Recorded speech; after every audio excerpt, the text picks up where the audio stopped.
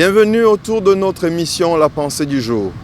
Bien-aimés dans le Seigneur, il est particulièrement heureux de savoir que tous ceux qui sont appelés du Seigneur sont appelés pour un but, pour une mission. Votre vie n'est pas un accident, ce n'est pas le produit d'une expérience, c'est le plan et la volonté de Dieu.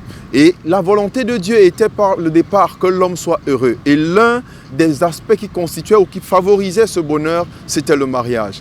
Malheureusement, il y a eu des circonstances. Dans l'évolution, des circonstances se sont amenées et les mariages ont commencé à être fragilisés et beaucoup de facteurs extérieurs ont commencé à détruire des mariages. Ce sont ces facteurs extérieurs que nous appelons les tueurs silencieux. Nous avons commencé une série d'émissions et surtout une série de conseils autour de ce concept. Aujourd'hui, je voudrais nous amener à réfléchir autour des cachotteries et du secret dans le foyer. Le secret est un tueur silencieux dans le foyer. Je veux vous raconter une histoire. Il est arrivé un moment dans la vie d'un couple de pasteurs. Le pasteur était tellement chargé et tellement occupé par son ministère qu'il avait constamment développé une vie. Il était au bureau, il était à rendre ministère aux gens dehors, il était toujours à rendre ministère dans des circonstances assez bizarres et la femme lui faisait confiance parce qu'en réalité, elle ne soupçonnait pas son mari. Mais celui-ci, dans cette surabondance d'activité, dans cette suractivité, s'est retrouvé dans les mains d'une femme. Comment ça s'est passé? Le pasteur nous raconte une histoire assez bizarre. Comment la déconnexion avec son épouse s'est passée? C'est à partir du moment où, pendant ces soirées, quand il rentrait, il n'avait plus le temps de lui faire le briefing ou le débriefing de ces journées. Il n'avait plus le temps de lui raconter ce qu'il a eu comme difficulté, de manière à alerter son épouse qui était son intercesseuse. Et progressivement, la déconnexion s'est installée au milieu d'eux et il s'est retrouvé dans un adultère. Qu'est-ce qu'il faut faire généralement quand les déconnexions commencent à s'installer? Regardez généralement là où vous avez cessé de communiquer, là où vous avez cessé de communier. Le premier point qui généralement met les dissensions dans les couples et établissent les cachotteries, c'est la gestion. La gestion des finances. Il est anormal que dans votre foyer, votre mari ou votre épouse n'ait pas le contrôle sur ce que vous gagnez. On voit des couples chrétiens comme ça là où la femme peut faire 7-8 ans sans connaître jamais ce que son mari gagne.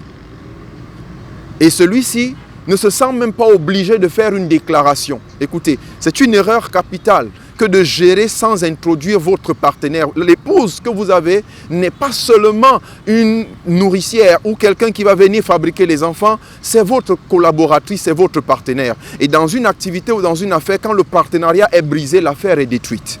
La Bible dit pour cela que deux valent mieux qu'un. Donc, regardez le principe de la gestion. Deuxième principe qui met les dissensions, c'est la manière de gérer vos familles respectives.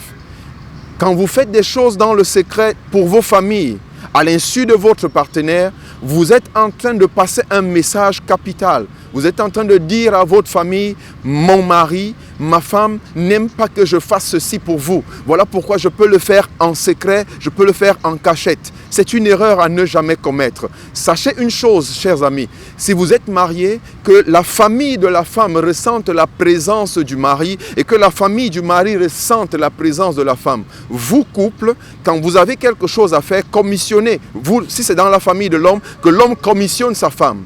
Et si c'est dans la famille de la femme, que la femme commissionne son mari. Ça rehausse l'image l'un de l'autre dans vos familles respectives et ça discipline vos familles. Si vous ne disciplinez pas vos familles dès très tôt, elles vont devenir la gangrène qui va tuer votre foyer. Donc, il est important que vous gériez bien. 1. La gestion des finances, la gestion de vos familles, la gestion de vos journées, la gestion même des secrets qui vous sont confiés. Je ne veux pas le dire ici, mais il est important que femme de pasteur, tu saches que dans le service que ton mari doit rendre, il y a des choses capitales, les confessions des frères et des sœurs qu'il ne peut pas partager avec toi, mais des choses qui sont à ton niveau et à ta disponibilité, il peut te les dire parce que tu es sa collaboratrice première. Et je veux dire à ceux qui m'écoutent aujourd'hui et qui me regardent, je veux leur dire qu'il est important de bâtir sur des fondements solides votre foyer. Ne détruisez donc pas votre foyer parce que vous commencez à faire des choses en cachette. Dieu est lumière et agissez dans la lumière. Que le Seigneur vous bénisse.